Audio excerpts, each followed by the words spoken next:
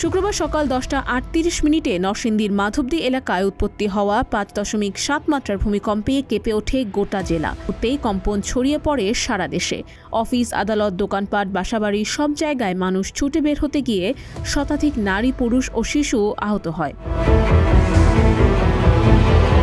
এর মধ্যে নরসিংদী জেলার গাবতলীতে দেয়াল ধসে পিতা পুত্রসহ 5 জনের মৃত্যু হয়।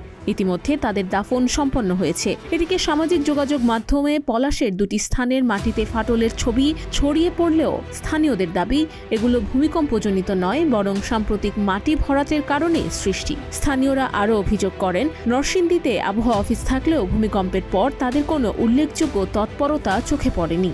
এখানে এরকমই মনে করেন সাধারণভাবে মানুষের যেটা পুরানো একটু বিল্ডিং, এগুলিতে মনে করেন সাইডে একটু স্পর্শ হইয়া কিছু বালিকণা পড়ছে।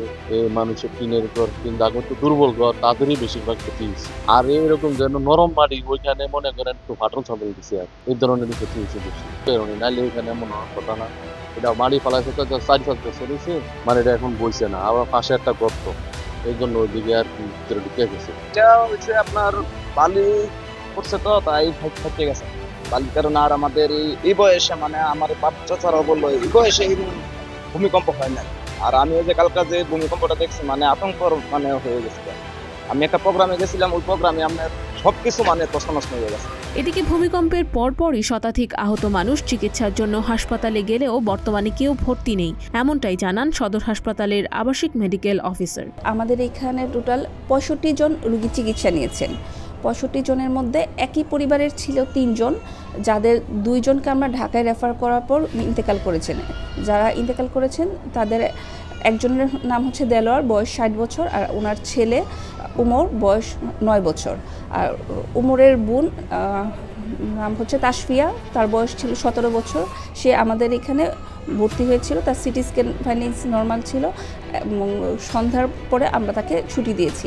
আর বাকি যারা ছিলেন সবাই এখানে প্রাথমিকভাবে আমরা চিকিৎসা দিয়েছি। চিকিৎসা দেওয়ার পর সবাইকে আমরা বাসায় পাঠিয়েছি এবং কোনো রোগী আর ভর্তি দিতে হয়নি। অন্যদিকে এসএমসি জুট মিলের কর্মী দেলোয়ার নিহত হওয়ায় তার পরিবারকে সব মৃত্যুকালীন সুবিধা দ্রুত দেওয়ার ঘোষণা দিয়েছে প্রতিষ্ঠানটি। এছাড়া ভূমিকম্পে নিহত প্রত্যেক পরিবারকে 25,000 টাকা করে সহায়তা দিয়েছে জেলা প্রশাসন। আহতদের চিকিৎসা তদারকিও চলছে বলে জানান তারা।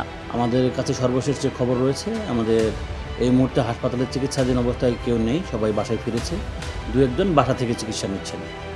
আমাদের যারা 5 জন নিহত হয়েছেন, নিহতের পরিবারকে জেলা প্রশাসনের পক্ষ থেকে 25,000 টাকা করে দেওয়া হয়েছে প্রাথমিকভাবে, এবং নিহত পরিবারের পাশে জেলা প্রশাসন রয়েছে। ফাটল ধরা যে ভবনগুলো রয়েছে সেগুলো চিহ্নিত করার জন্য পৌর এলাকায়, নরসিংদী সদর পৌর এলাকায় পৌরসভার নির্বাহী প্রকৌশলীকে সভাপতি করে 4 সদস্য বিশিষ্ট একটি কমিটি গঠন করা হয়েছে। এই কমিটি আজকে 9টি ওয়ার্ড পরিদর্শন করে তারা কি পরিমাণ ক্ষয়ক্ষতি হয়েছে বিভিন্ন স্টেক হোল্ডারদের সাথে, ভবন মালিকদের সাথে কথা বলে এগুলো নিশ্চিত করবেন। পরবর্তীতে জেলা পর্যায়ে যে কমিটি হবে সেই কমিটির মাধ্যমে পরবর্তী সিদ্ধান্ত জানানো হবে। জেলা প্রশাসন সূত্রে জানা গেছে, ভূমিকম্পে জেলা প্রশাসকের কার্যালয়, সার্কিট হাউস, সদর উপজেলার আবাসিক ভবন সহ সরকারি বেসরকারি শতাধিক ভবনে ফাটল দেখা দিয়েছে। ক্ষয়ক্ষতির পরিমাণ নিরূপণে মাঠে নেমেছে সব উপজেলা প্রশাসন ও সংশ্লিষ্ট দপ্তর।